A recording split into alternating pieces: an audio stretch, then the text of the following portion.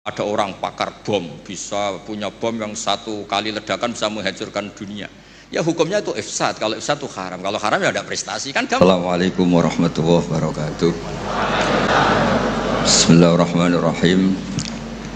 Tabarakalladzi nazzala al-furqana ala 'abdihi liyakuna lil 'alamin nadhira. Allahumma shalli wa sallim wa barik ala habibika sayyidina Muhammadin wa ala alihi wa sahbihi asma'in amma ba'du. Yang sangat kita hormati bersama Prof. Kures, semua tamu yang saya hormati. Ini karena Pak Rektor sudah tawaduk, jadi tidak saya hormati. Tak apresiasi tawaduknya. Karena di undangan itu Rektor itu tulisannya Fathul Wahid, nggak ada profesornya, nggak ada doktornya. Ini benar-benar tawaduk. Begini, jadi semuanya tamu yang saya hormati. Ngaji bener-bener ngaji ini bikin nervous narasumbernya. Begini, ini mungkin ada Pak TGB, ada Pak Lukman kemarin ketemu saya di Jakarta. Orang tuh kalau ingin pinter, ini anak-anak di PPAI ini syaratnya itu kalau ngajar itu gurunya ikut, muridnya ya ikut. Jadi Syekh Zakaria Al-Ansori itu dulu gak pinter-pinter banget sampai dapat gelar Syekhul Islam karena dia itu trauma. Gurunya itu namanya Ibnu Hajar Al-Asqalani itu kerennya minta ampun. Kalau melihat santri goblok itu marah betul. Kalau sekarang punya santri goblok kadang seneng karena gak nyaingi kiainya. Itu kalau ada anak UII terus dapat gelar apa di Harvard yang bingung, Pak Rektor, saya aja ada sampai kayak gitu. Punya murid itu pinter sekali, namanya Ibnu Hajar Al-Haythami. Makanya kata saya Zakaria ini, saya kalau mau ngaji ya bingung karena guru saya itu kerennya minta ampun. Kalau mau ngajar ya bingung karena murid saya ini pinter, ditipu gak bisa. Ternyata itu bikin pinter. Ya saya sekarang di sini mau ngomong seenaknya itu ada Prof. Kures, ada Dr. TGB itu kan kayak tukang koreksi, jadi repot nanti kalau salah. Terus yang ngaji-ngaji di sini itu juga lebih pinter lagi. Pokoknya mintanya itu masuk surga lewat arahnya Gus Pak. Bikin arahan masuk surga itu kan ya tidak gampang. Tapi saya pastikan delalah Nabi hanya ngendikan mangqala la ilaha illallah dakhalal jannah. Saya sering komplain ya sama beberapa orang-orang soleh. Saya komplain betul, bukan komplain nanti komplain betul. Dia itu ngijazahi saya wiridan la ilaha illallah panjang terus ruwet.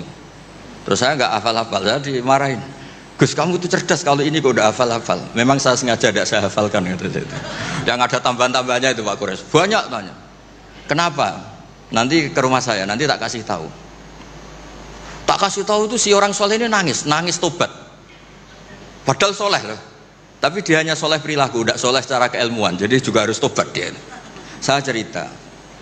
Di antara perlawanan ahli hadis adalah kalau hadis itu ditambahin, misalnya gini, mangqala la ilaha illallah mi'ata marrah dakhalal jannah. Jika kalau bapak kamu meninggal baru baca la ilaha 50 kali, wah sayang tidak sampai 100 sudah mati itu. Jadi berkahnya tidak ada hitungan itu luar biasa. Ini kamu nganggep biasa, makanya kita harus konsisten. Hadisnya hanya mangqala la ilaha illallah dakhalal jannah. Jangan kamu tambahi mi'ata marrah, jangan kamu tambahi sekian-sekian, itu bahaya ini. Sehingga ketika ada hadis mangkana akhiru kalamihi la ilaha illallah ditambahi akhir, orang yang akhir kalamnya la ilaha illallah dakhalal jannah, yang di akhir kata-katanya itu la ilaha illallah, perkataannya itu. Itu ada orang mau mati sudah mafatkan la ilaha illallah, tapi terakhir terus bilang jangan lupa ya BPKB-nya ditebus. Itu anaknya susahnya itu minta ampun.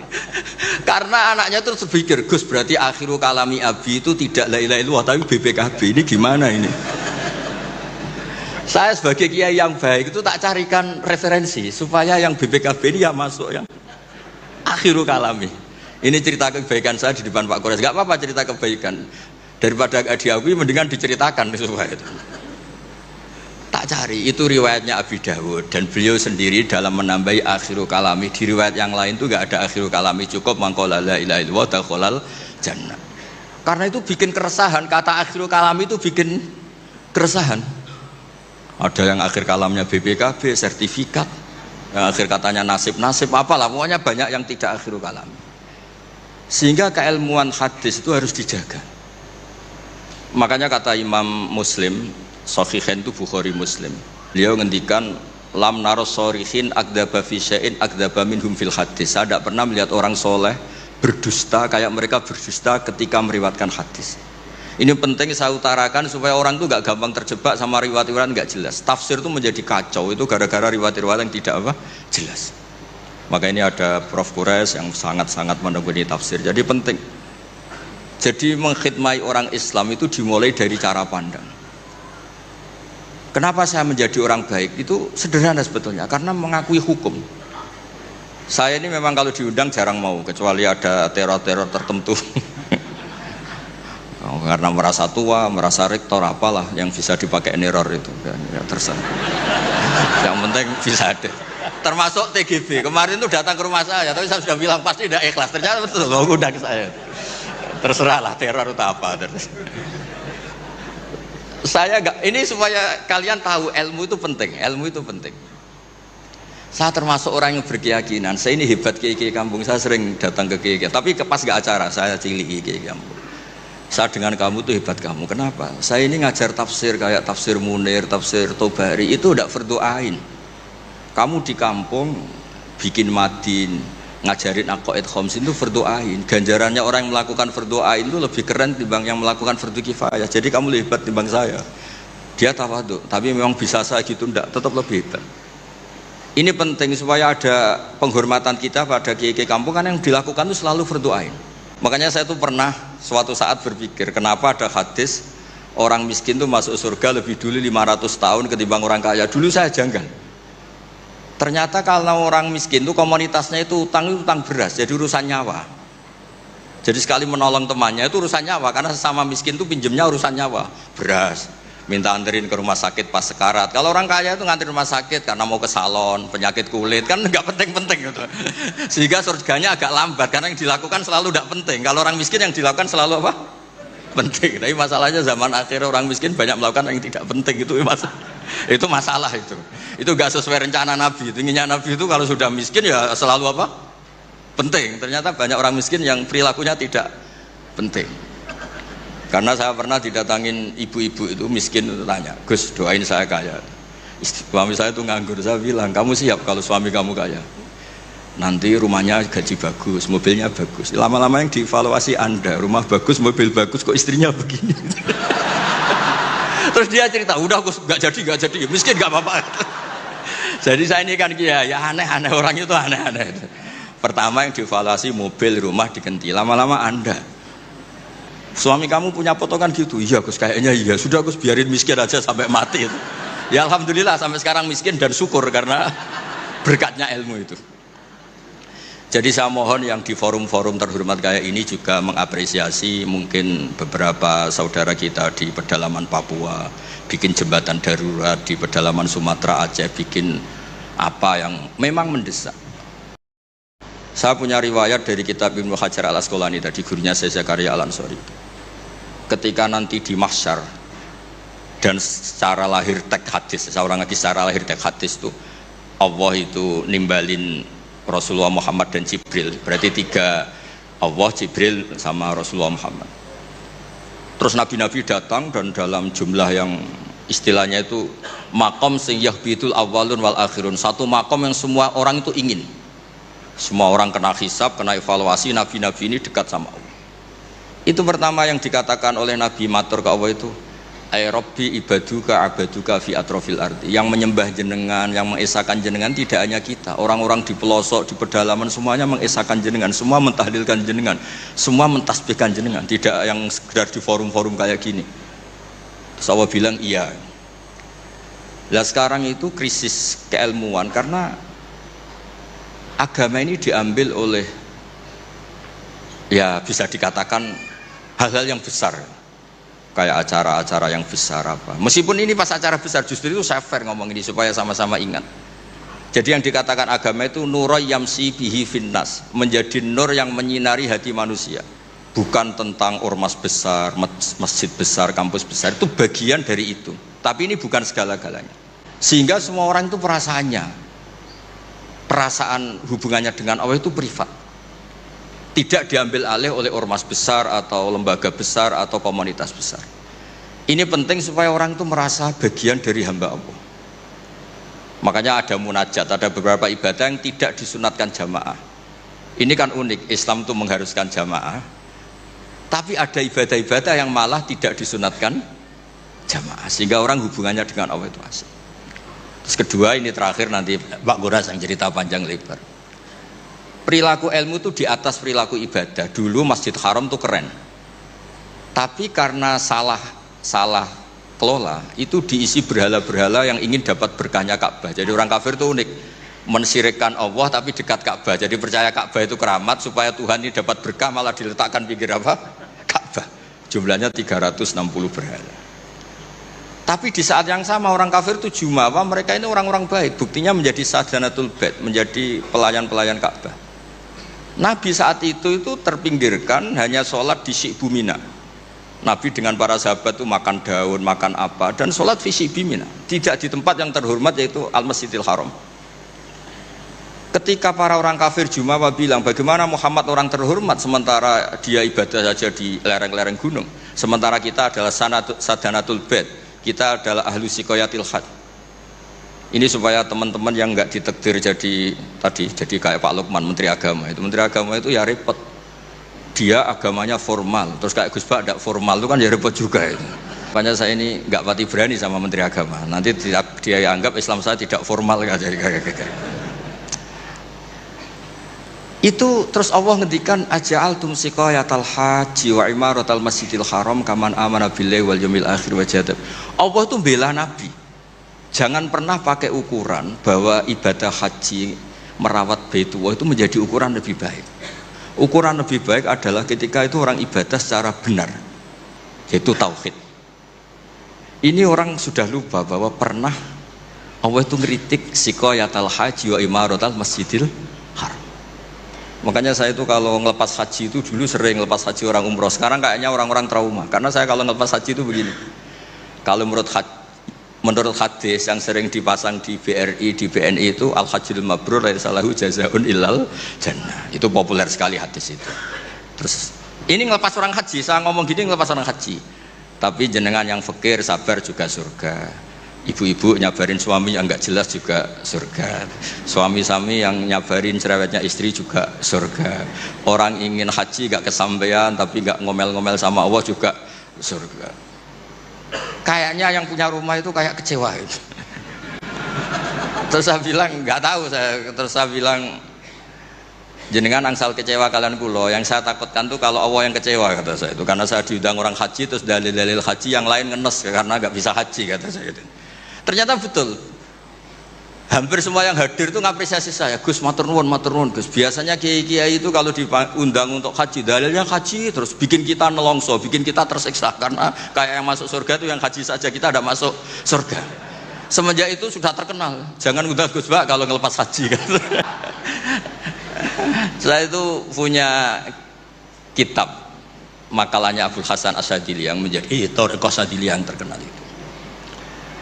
La tansur ilmaka liyusaddiqakan nas walakin insur ilmaka liyusaddiqaka Allah. Kamu jangan pernah menyebarkan ilmu supaya diapresiasi manusia, tapi sebarkan ilmu supaya diapresiasi Allah Subhanahu wa taala. Makanya saya tetap, meskipun kata orang banyak saya ini kiai terkenal, saya itu merasa ibadah saya itu ikrar, mengakui fungsi-fungsi kiai yang di kampung-kampung. Mereka itu, saya pernah punya teman itu nyuwun sewu, gobloknya itu gak ketulungan. Dia itu kerja di tengah hutan, saya tidak tahu ilegal logging apa enggak, tapi kerjaan di tengah hutan. Dulu gak ada HP, saya disuratin, Gus gimana Jumatan di tengah hutan. Saya bilang, kamu kan pernah ngaji, kalau nggak kampung nggak apa, tidak usah Jumatan, duhur saja. Masalahnya komunitas saya bilang, wong Jumat-Jumat kok duhur, jadi mintanya Jumatan. Aduh, pakai surat karena dulu nggak ada telepon, nggak ada. Saya bilang ya nggak apa-apa Jumatan. Dia masih punya sisa-sisa ilmu. Katanya kalau nggak 40 nggak kampung nggak wajib Jumatan. Kamu tadi minta Jumatan, sekarang nggak mau Jumatan, ini gimana? Wes Gus saya ini kan terkenal bodoh, jadi itu kewajiban orang alim mikir itu, nggak kewajiban orang bodoh mikir itu. Karena dia korban teori bodoh itu penting, kata dia. Nanti kalau ditanya mungkar nakir itu salah, orang bodoh kok ditanya, kata. Jadi memang agak direncanakan itu. Jadi ya bodoh pinter akhirnya dia.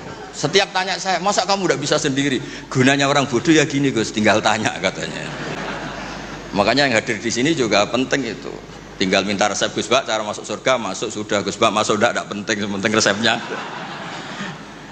Nah, akhirnya saya kan nyari-nyari gimana supaya ada Jumatan seperti itu. Nah ini yang terus saya bilang, kamu sama saya itu keren saya, keren kamu katanya. Kenapa Gus? Kamu nanti dikholi karena pendiri masjid. Makanya saya pernah cerita ini sampai kiai itu nangis.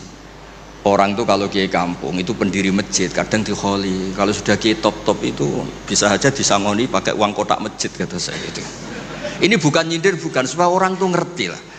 Jadi memang dulu Nabi itu penghormatannya sama orang yang melakukan fardhu ain itu luar biasa.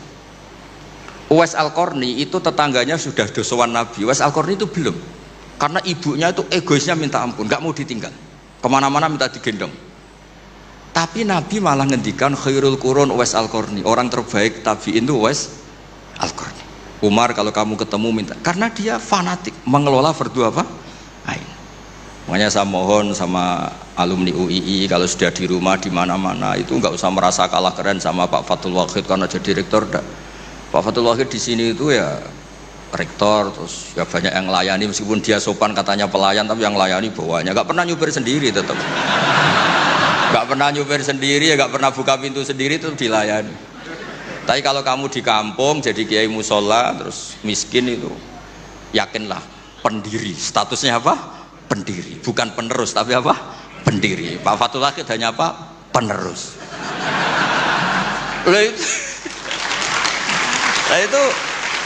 Lah kacaunya kiai kampung setelah tak kasih tahu gitu, emang bener-bener sama saya terus nggak sopan. Waduh. Ya tapi saya ikhlas lah atas nama ilmu. Bener-bener gak sopan. Waduh ini ya sopannya tuh pendak kalau dia iskal hukum karena sinaune serius, saya tanya Gus ini hukumnya gimana, akhirnya sopan lagi. Dia gak bisa, ilmunya gak cukup untuk menjawab. Ya tapi apapun itu yang namanya ngaji itu pengakuan ikrar ya. Jadi penting, makanya kan diantara hebatnya Rasulullah SAW itu kata Imam Ghazali, nggak ada pemimpin justru kena khitab waqfid janahaka liman ittaba'aka minal mu'minin. Muhammad, kamu harus merendahkan diri kamu liman ittaba'aka, sama orang yang ikut kamu, sama santri kamu, sama orang yang percaya sama kamu. Apa Allah mendidik kekasihnya? Jadi yang disuruh sopan malah nabinya. Jadi kalau andekan di era modern Pak Fathul Wahid yang sopan sama mahasiswa itu yang penopang kampus. Kayak apa? Makanya kata Imam Ghazali, andekan mental ta'azzus atau takabur, andekan keangkuhan itu hal yang baik, lama amarallahu ta'ala habibahu biqauli ta'ala waqfid janahaka limanit taba'aka minal mu'minin. Nah tentang visi ya, visi itu gampangnya tadi, agama ini kan menentukan halal haram, zaman apapun, teknologi apapun, mesti pertanyaannya ini kalau baik ya halal, kalau buruk ya haram.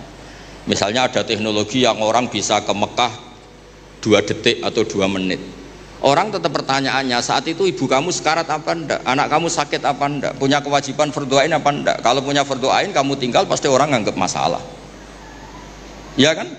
Apapun kayak kamu, teknologi mutakhir kayak apa, ya seperti misalnya peristiwa kamu pejabat pas daerah kamu ada musibah banjir, kamu tinggal iktikaf di Ka'bah, tetap orang nggak anggap iktikaf itu ngawur, itu mesti orang itu karena meninggalkan fardhu apa? Ain. Saya di sini kata orang banyak kan keren, misalnya sama ahli tafsir Quraisy, tapi misalnya saat ini istri saya sakit atau anak saya sakit, pasti dianggap ngawur itu karena meninggalkan fardhu ain. Jadi fardhu ain itu menurut saya segala-galanya. Makanya saya sering ngaji di majelis saya itu, saya sering cerita kata Allah dalam hadis qudsi, ma taqarraba ilayya abdi bisyai'in ahabba ilayya mimma aftaratuhu alaih. Tidak ada ibadah yang paling saya sukai sebagaimana ibadah orang melakukan fardhu. Jadi fardhu ain ini adalah konstitusi. Berarti orang-orang yang sekarang nyari makan untuk keluarga dan statusnya fardhu ain itu lebih keren ketimbang misalnya orang nyari kekayaan untuk rofahiyah, untuk takmilah, untuk penyempurnaan, untuk sekunder. Nah di sini pentingnya peletaan hadis, orang miskin itu masuk surga lebih dulu 500 tahun ketimbang orang kaya. Tapi saya bilang ke santri-santri saya, tapi jangan kamu berpikir kalau Bilal itu surganya lebih dulu ketimbang Abu Bakar. Karena Abu Bakar ini jauh punya kebaikan di luar kebaikan sabar sama miskin, yaitu fungsinya menjadi pondasi Islam, yaitu Abu Bakar. Kalau ingin menjadi orang miskin yang cepat masuk surga tadi, semua perilaku Anda adalah fardu ain. Wah, semua perilaku Anda adalah fardu. Itu kan ya berat. Ya, jadi saya mohon masalah teknologi, masalah apa, yakinlah sama Islam, pasti hukum tertingginya itu kalau maslahat ya baik, kalau madarat ya haram. Sehingga kamu nggak usah, misalnya ada orang pakar bom, bisa punya bom yang satu kali ledakan bisa menghancurkan dunia, ya hukumnya itu ifsad. Kalau ifsad itu haram, kalau haram ya ada prestasi, kan gampang, kan nggak perlu ribet-ribet. Ya, saya kira demikian sebagai mukaddimah saya, nanti Prof. Kores yang meneruskan. Bismillahirrahmanirrahim. Alhamdulillah wassalatu wassalamu ala Rasulillah wa ala alihi wa sahbihi wa man wala. Kita sudah dengar dari saudara saya ini atau adik saya ini. Kita masih ingin mendengar banyak sebenarnya. Tema kita, visi Al-Quran menyangkut menjawab tantangan zaman. Sebagian dari tantangan zaman itu tadi sudah dikemukakan. Saya bisa mengambil kesimpulan bahwa tantangan zaman kita antara lain adalah pemahaman agama yang benar. Itu kesimpulannya.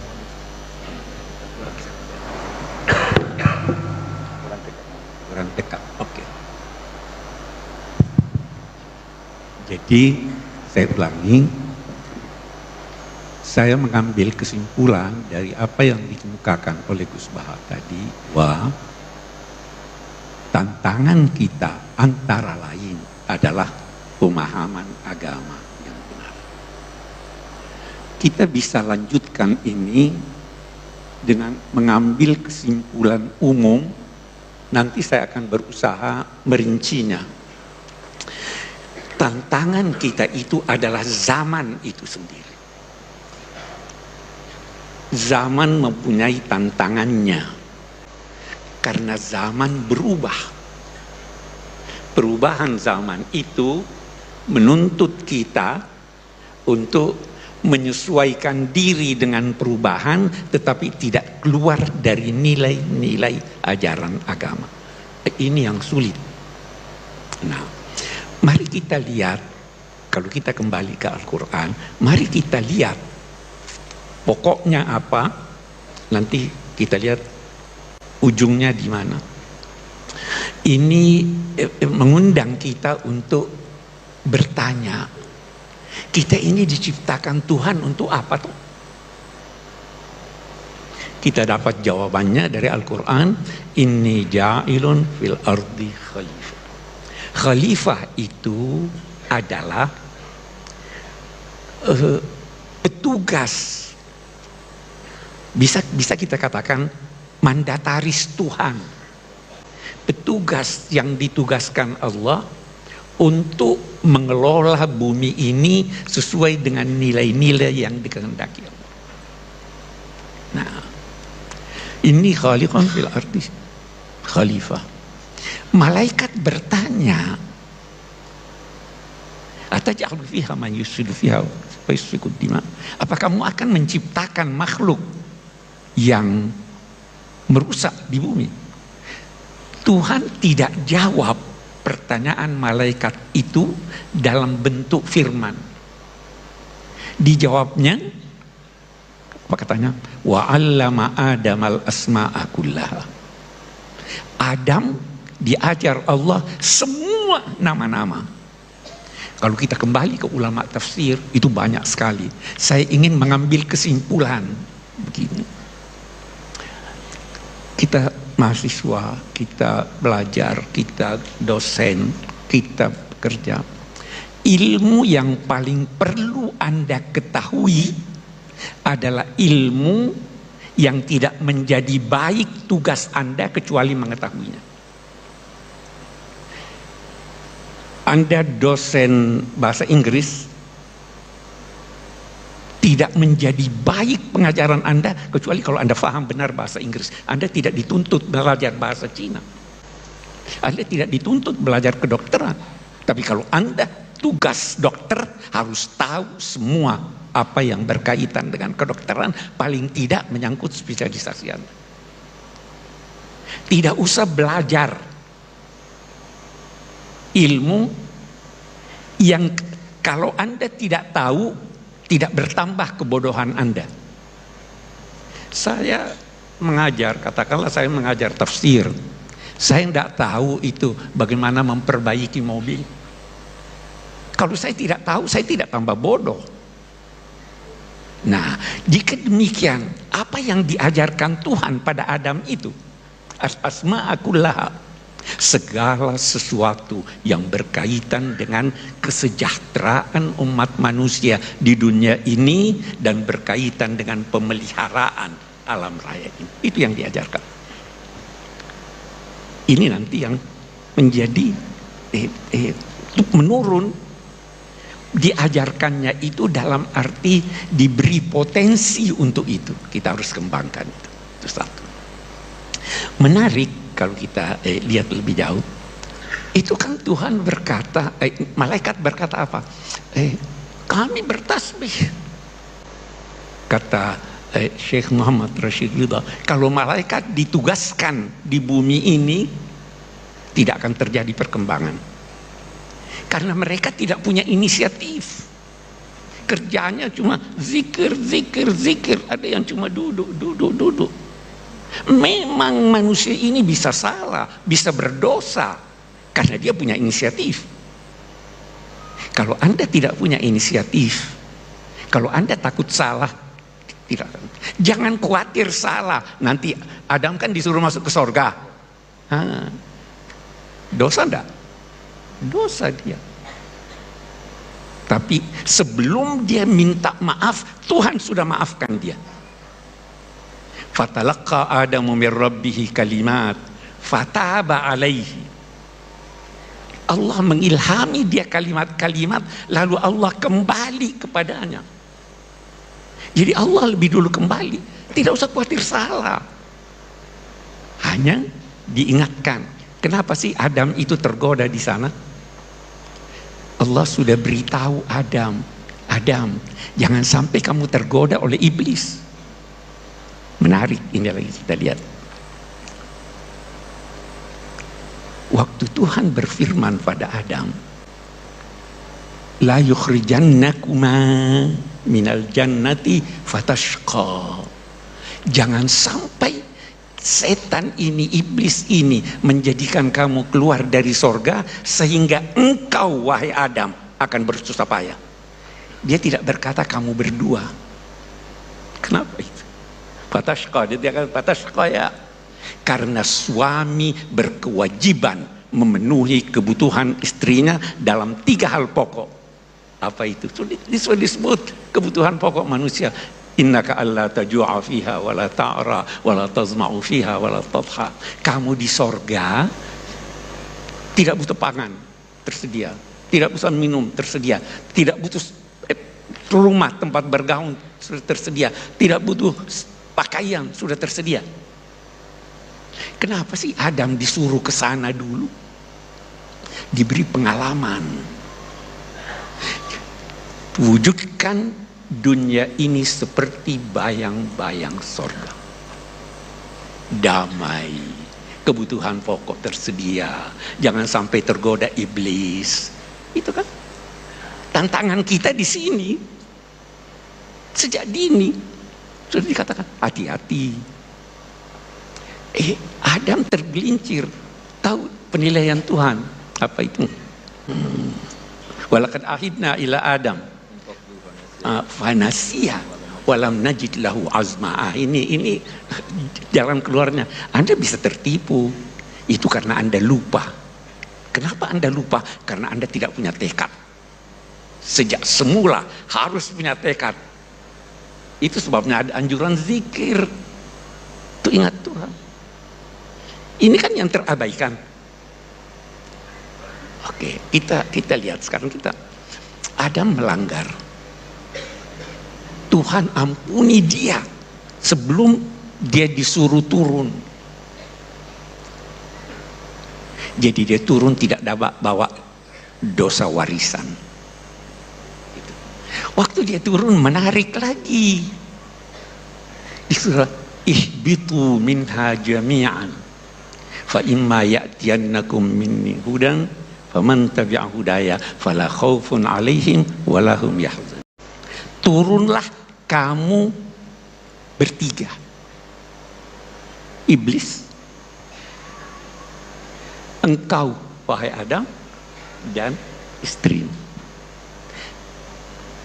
Kamu saling bermusuhan. Iblis itu musuh abadi, tiada maaf baginya, dan dia pandai menggoda Anda. Kenapa Adam tergoda? Penyakit manusia, mau kekal, sangka buruk pada Tuhan.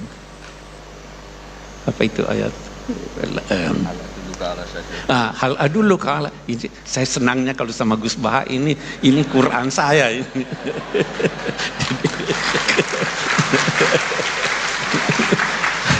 Hal adullu kala syajaratil khuldi wa mulkin la yabla.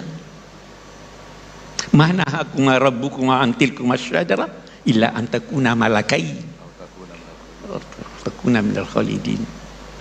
Itu setan menanamkan buruk sangka pada Tuhan.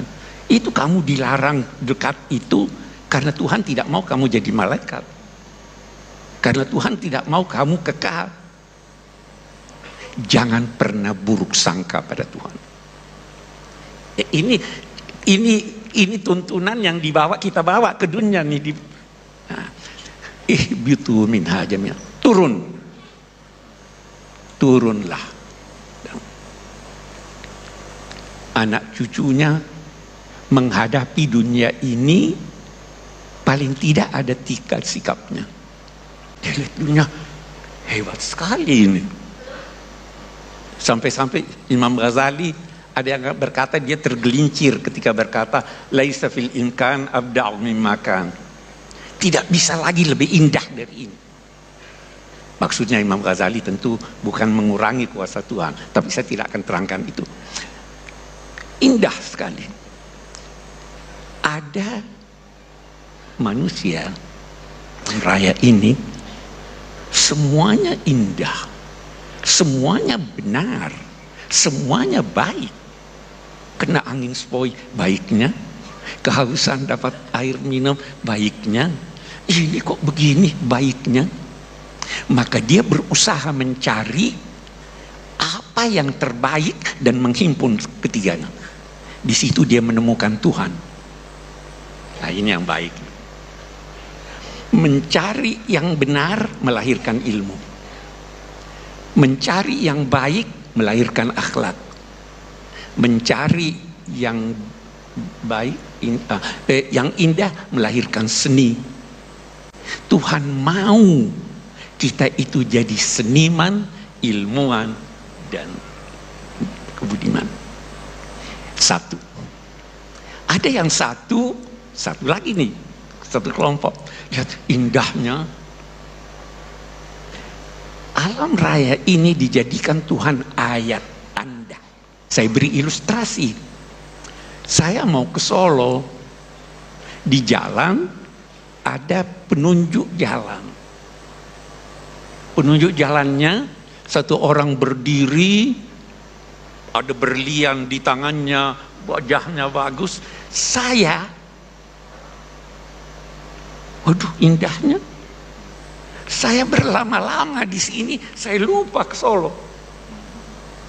Ada orang begitu terpengaruh dengan keindahan dunia dan sebagainya, dia lupa bahwa itu sebenarnya petunjuk jalan. Ada yang begitu. Ada lagi yang berusaha menghimpun semuanya ini. Tapi dalam soal yang sama dia takut. Dia himpun, begitu hilang dia sedih. Begitu dia mau tidak dapat dia takut. Nah, ini yang banyak sekarang. Mau himpun sebanyak mungkin dan takut bahkan menyesal. Nah, Karena itu yang terbanyak Allah di dalam surat itu, imma ya'tiyannakum minni hudan faman tabi'a hudaya, tidak akan takut, tidak akan sedih. Anda tidak mungkin takut, Anda kehilangan, tidak sedih. Anda tidak dapat, tidak sedih. Anda dapat yang banyak, tidak angkuh. Itu tuntunannya. Sejak awal nih. Problema kita di sini nih. Oke, bagus. Masih ada waktu. Oke, kita lanjutkan. Turunlah di bumi. Sebenarnya bumi ini sangat indah. Bukan cuma indah, kait berkait. Kita baca surat Ar-Rahman. Ar-Rahman 'allama al-Qur'an, khalaqal insan 'allamahul bayan. Baru dilihat.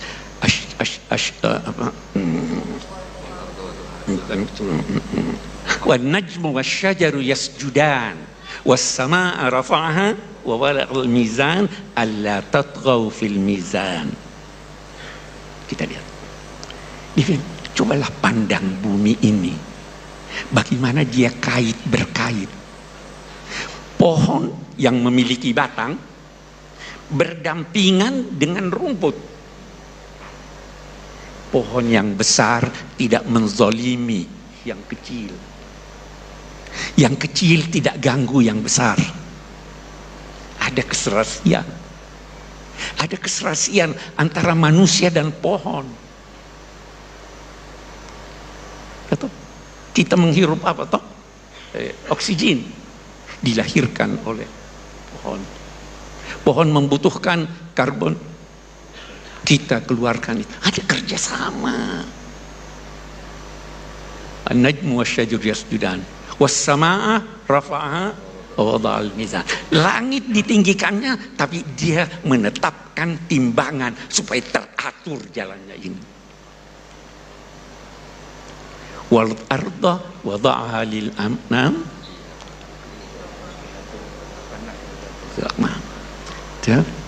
Untuk apa ya Allah itu semuanya? Alla tatghaw fil mizan. Jangan kalian melakukan sesuatu yang tidak benar menyangkut timbangan itu. Ini kenapa terjadi bencana? Boleh jadi yang di Aceh, di Sumatera itu karena ulah kita. Al-Quran sudah menyatakan. Saya tidak mau menuduh, tapi boleh jadi.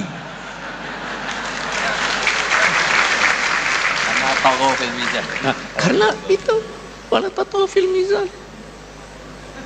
Ya, Al-Quran sudah menyatakan wa allau istaqamu ala tariqati la aqnainahum ma'an khair.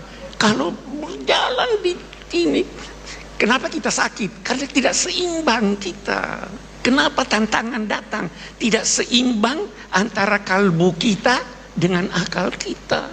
Semua mau diakalkan. Itu zaharal fasadu fil barri wal bahr bima kasabat aydin nas. Sejak semula. Jadi atur keseimbangan. Obatnya keseimbangan.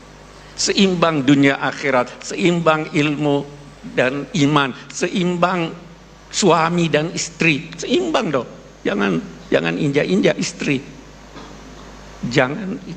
Nah, ini tuntunannya. Ada keseimbangan itu. Nah, kita banyak problem. Nah, kita maju lagi, lihat bagaimana Al-Quran.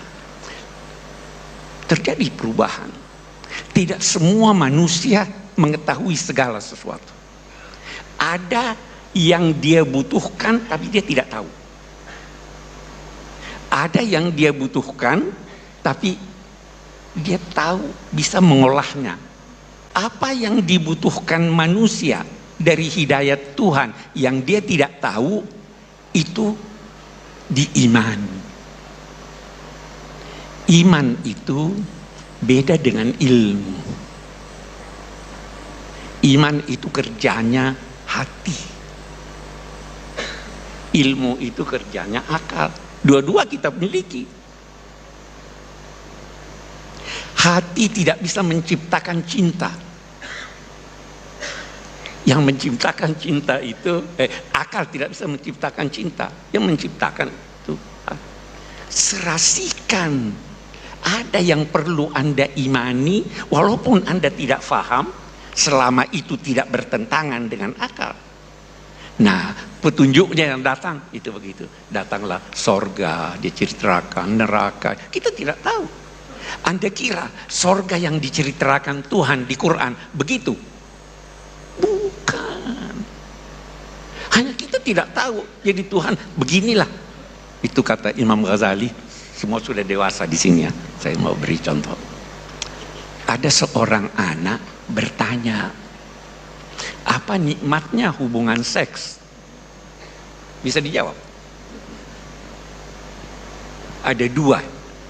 Salah satu dari dua Anda bisa jawab. Yang pertama, nanti aja kalau kamu kawin kamu tahu. Mau tahu surga? Nanti kalau kawin sekarang kamu tahu. Tidak bisa dipandangi oleh akal. Yang kedua apa? Tanya dia, apa yang paling kamu senangi?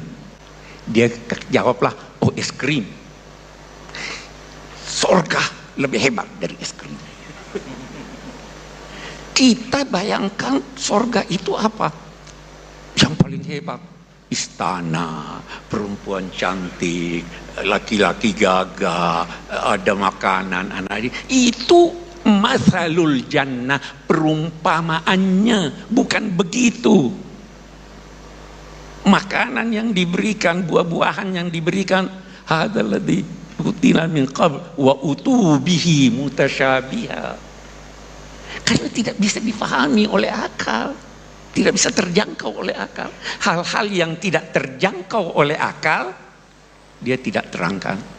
Salah satu di antaranya, kata sementara ulama, yas'alunaka 'anir ruh. Qulir ruhu min amri rabbi. Ini hidayat Tuhan. Tetapi ada yang bisa terjangkau oleh akal. Kalau bisa terjangkau oleh akal, tetapi mengalami perubahan, tuntunannya lain. Tuntunannya singkat.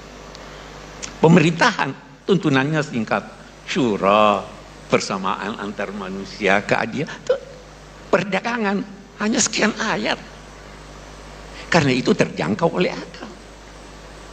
Semua problema kita, termasuk problema yang sekarang ini orang ribut itu, saya sering namai KB. KB itu kecerdasan buatan. AI. Oke. Problema itu problema kita, tantangan kita. Tantangan buat anak-anak kita tuh yang main HP itu luar biasa besarnya tantangannya. Tantangan kita ini kecerdasan buatan dan sebagainya. Kenapa itu terjadi? Karena kita pisahkan antara kalbu dengan akal. Kita pisahkan. Allah menginginkan kita menggabung keduanya. Di sini ada tempatnya, di situ ada tempatnya. Iman ada tempatnya, akal ada tempatnya. Iman itu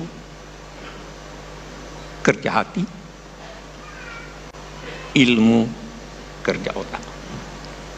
Iman atau ilmu menyesuaikan Anda dengan lingkungan Anda. Iman menyesuaikan Anda dengan jati diri Anda. Iman revolusi internal. Ilmu revolusi eksternal. Iman menunjukkan arah yang Anda tuju. Ilmu mempercepat Anda sampai ke arah. Berbeda. Ini ilmu mempercepat kita sampai tujuan, tapi tujuannya salah karena tidak ada iman. Itu sebabnya Nabi berdoa, mengajarkan doa, Allahumma inni a'udzubika min ilmin la yanfa. Ilmu, tapi tidak bermanfaat. Ini tantangan besar kita sekarang. Tantangan besar kita dalam konteks memahami agama ini. Memahami agama, ada cara-caranya. Bukan setiap orang mau saya begini, buka apa namanya, buka internet, buka ini hukumnya begini. Enggak begitu dong.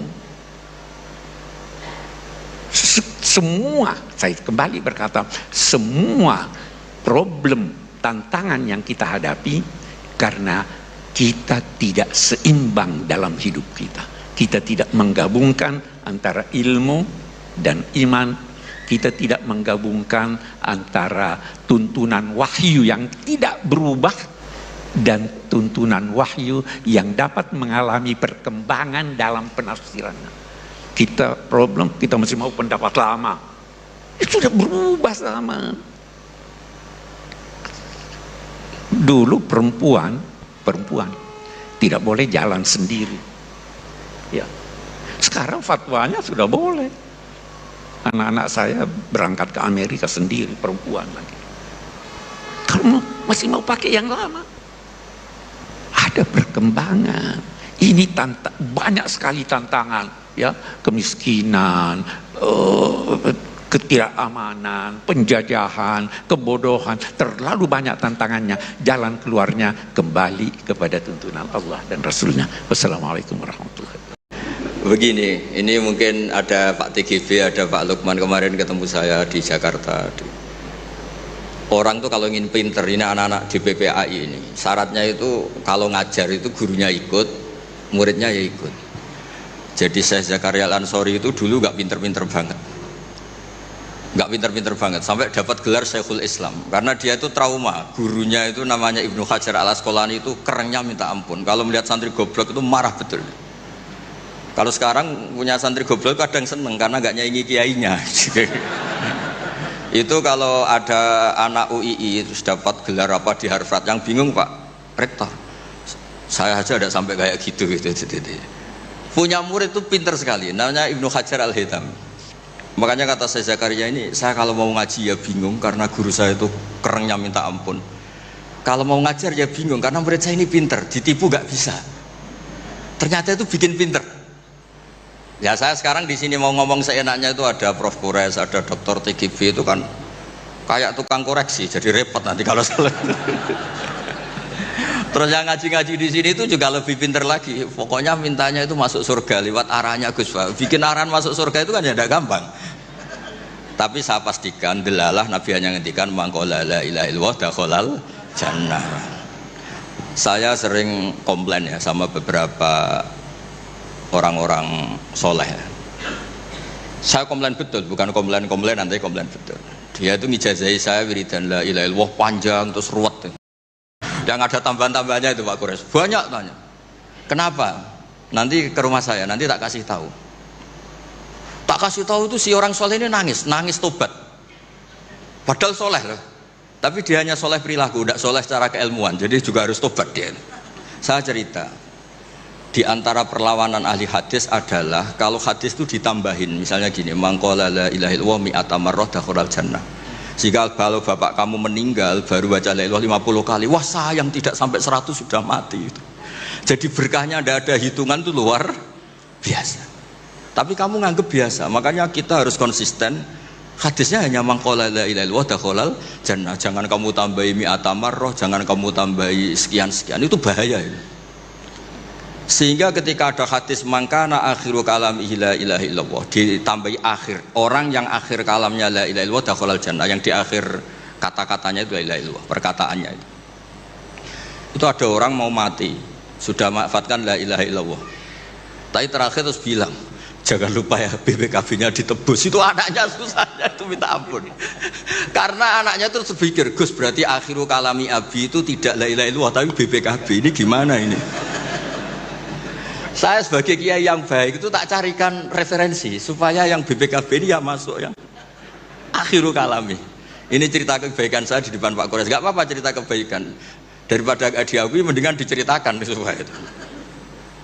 Tak cari, itu riwayatnya Abi Dawud dan beliau sendiri dalam menambahi akhiru kalami. Di riwayat yang lain itu gak ada akhiru kalami, cukup mangqala la ilaha illallah dakhalal jannah.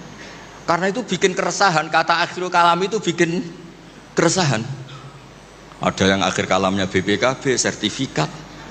Ada yang akhir katanya nasib-nasib, apalah. Pokoknya banyak yang tidak akhiru kalami.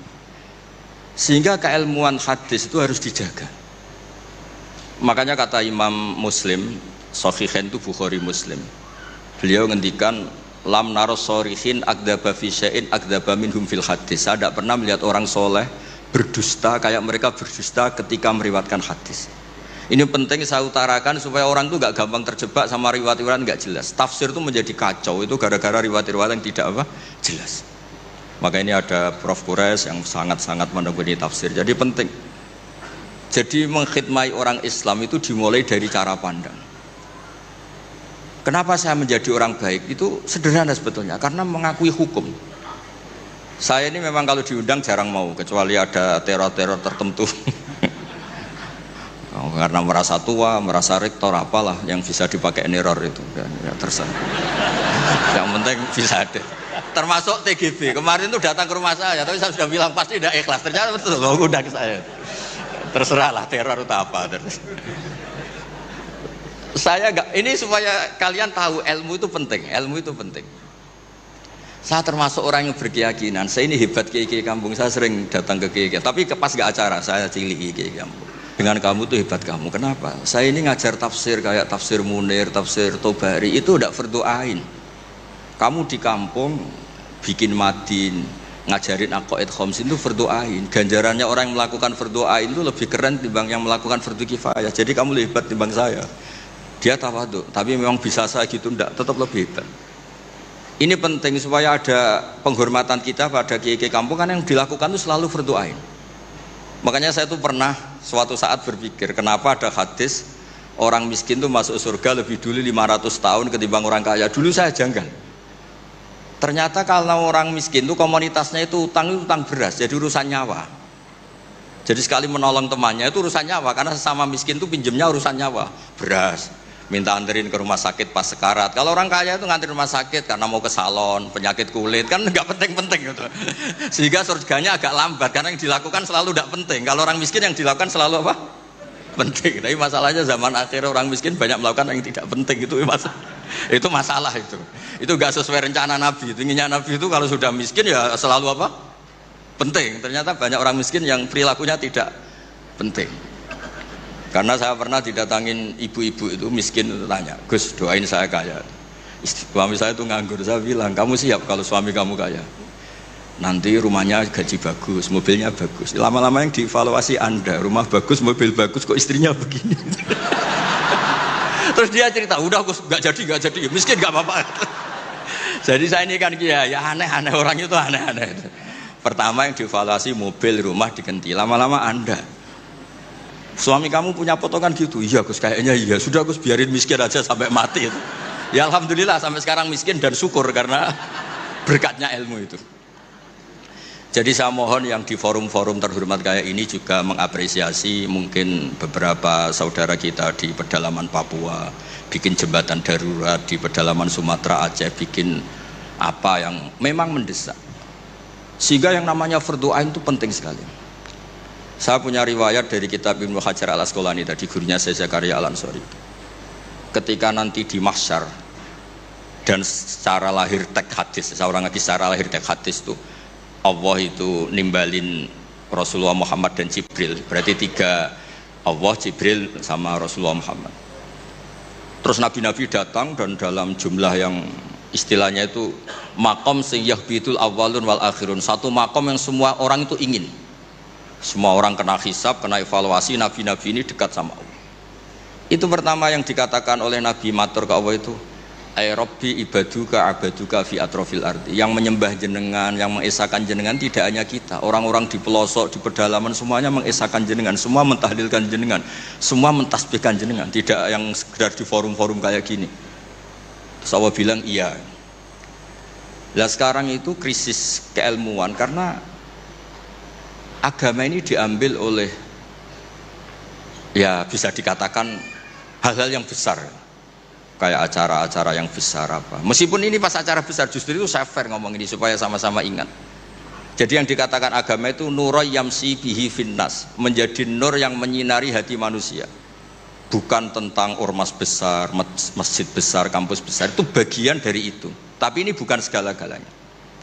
Sehingga semua orang itu perasaannya.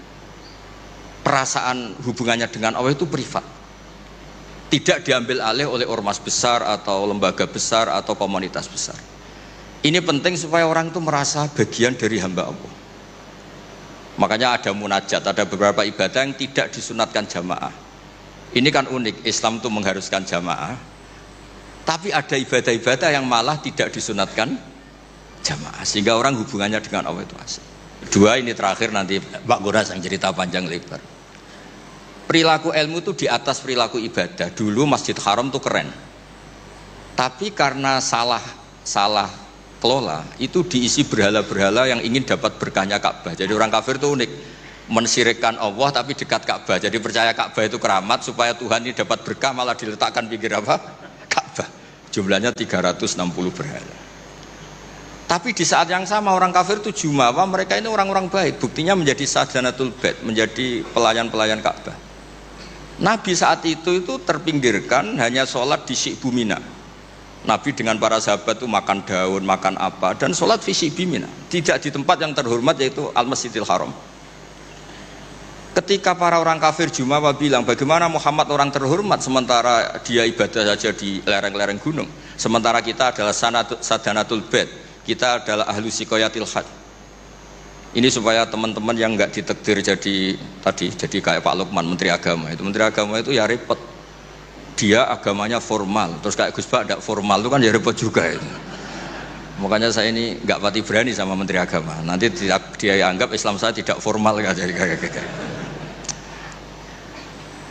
itu. Terus Allah ngendikan aja'altum siqayatal haji wa imaratal masjidil haram kaman amana billahi wal yawmil akhir wa jadab. Allah itu bela Nabi, jangan pernah pakai ukuran bahwa ibadah haji merawat Baitullah itu menjadi ukuran lebih baik. Ukuran lebih baik adalah ketika itu orang ibadah secara benar, yaitu tauhid. Ini orang sudah lupa bahwa pernah Allah itu ngeritik siqayatal haji wa imaratal masjidil haram. Makanya saya itu kalau ngelepas haji itu dulu sering ngelepas haji orang umroh. Sekarang kayaknya orang-orang trauma, karena saya kalau ngelepas haji itu begini. Kalau menurut hadis yang sering dipasang di BRI, di BNI itu al-hajjul mabrur laisa lahu jazaun illal jannah. Itu populer sekali hadis itu. Terus ini ngelepas orang haji, saya ngomong gini ngelepas orang haji. Dengan yang fakir sabar juga surga. Ibu-ibu nyabarin suami yang enggak jelas juga surga. Suami-suami yang nyabarin cerewetnya istri juga surga.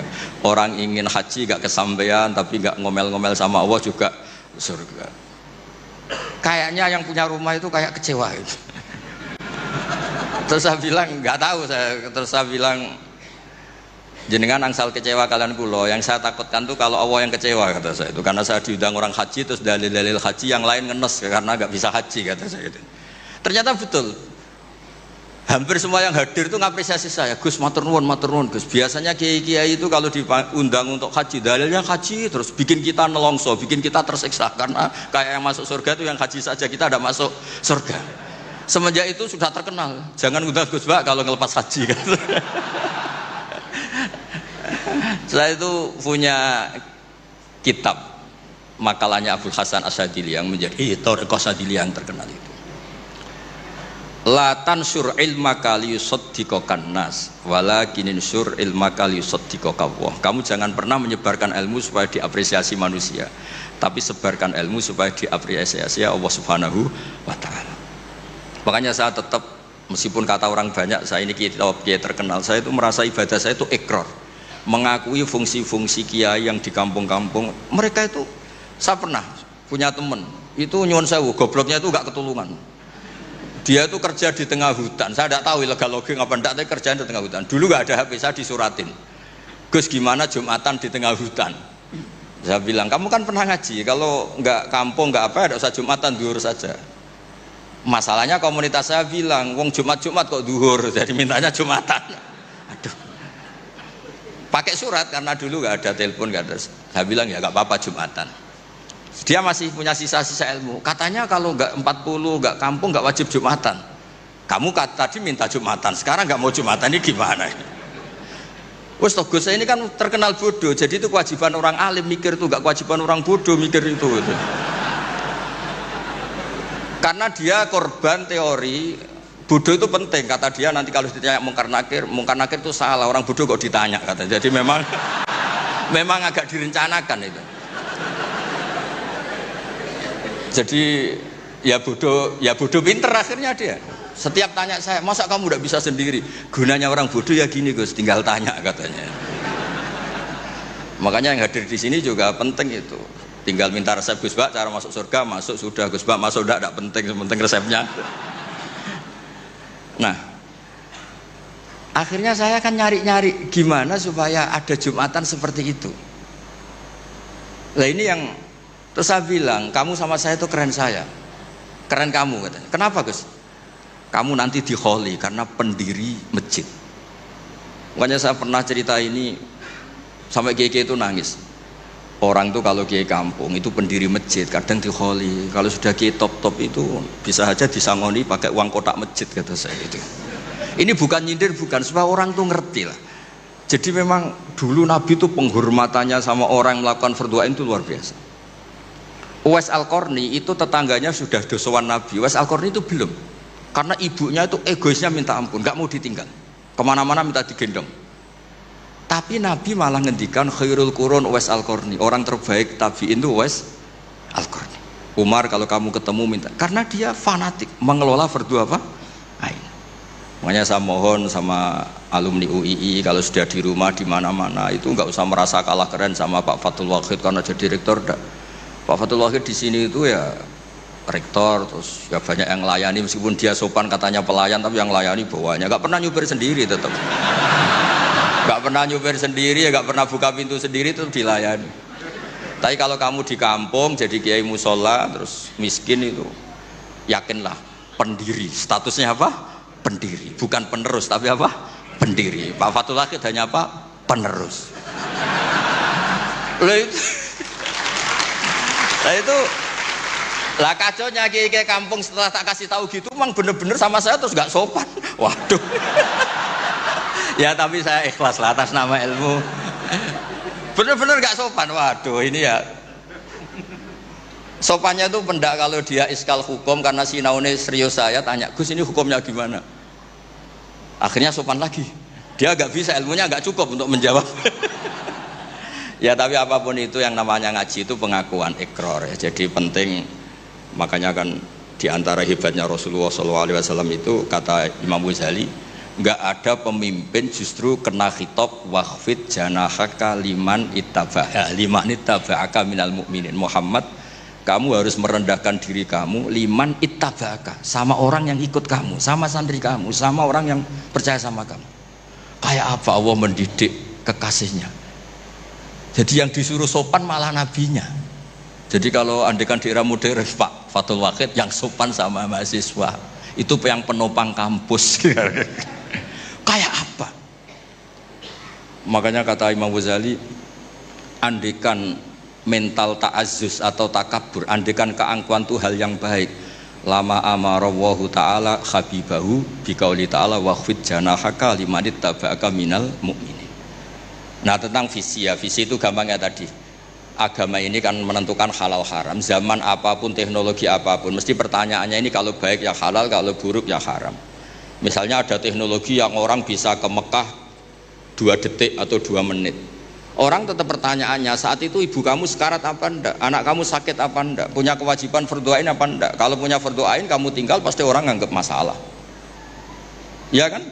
Apapun kayak kamu, teknologi mutakhir kayak apa, ya seperti misalnya peristiwa kamu pejabat pas daerah kamu ada musibah banjir, kamu tinggal iktikaf di Ka'bah, tetap orang nggak anggap iktikaf itu karena meninggalkan fardu apa?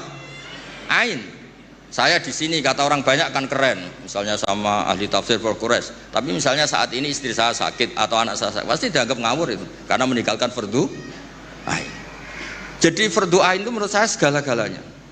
Makanya saya sering ngaji di majelis saya itu, saya sering cerita kata Allah dalam hadis qudsi, ma taqarraba ilayya abdi bisyai'in ahabba ilayya mimma aftaratuhu alaih. Tidak ada ibadah yang paling saya sukai sebagaimana ibadah orang melakukan fardu.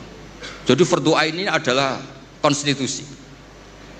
Berarti orang-orang yang sekarang nyari makan untuk keluarga dan statusnya fardhu ain itu lebih keren ketimbang misalnya orang nyari kekayaan untuk rofahiyah, untuk takmilah, untuk penyempurnaan, untuk sekunder. Nah di sini pentingnya peletaan hadis orang miskin itu masuk surga lebih dulu 500 tahun ketimbang orang kaya. Tapi saya bilang ke santri-santri saya, tapi jangan kamu berpikir kalau Bilal itu surganya lebih dulu ketimbang Abu Bakar. Karena Abu Bakar ini jauh punya kebaikan di luar kebaikan sabar sama miskin, yaitu fungsinya menjadi pondasi Islam, yaitu Abu Bakar.